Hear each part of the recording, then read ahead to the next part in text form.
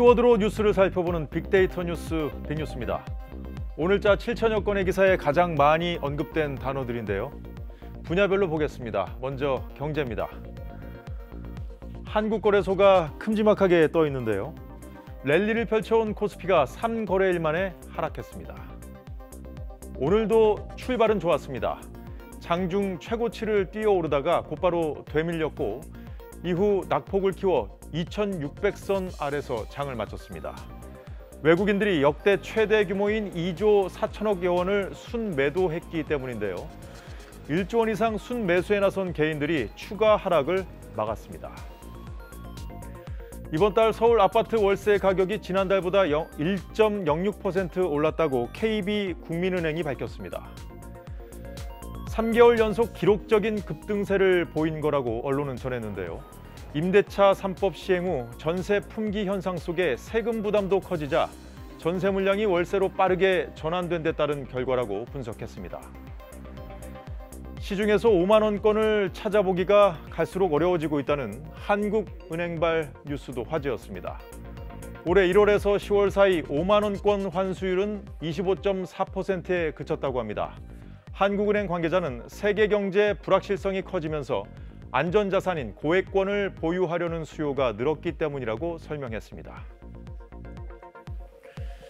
국토교통부 김현미 장관 발언도 여러 매체가 전했는데요.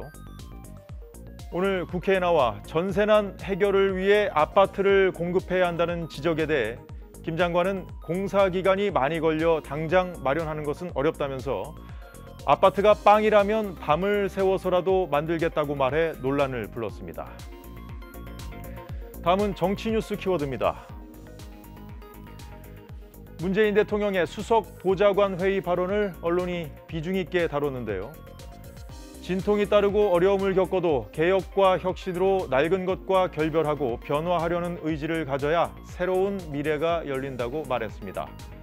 언론은 추미애 장관과 윤석열 총장이 충돌하는 상황 속에서 메시지가 나온 점에 주목했습니다.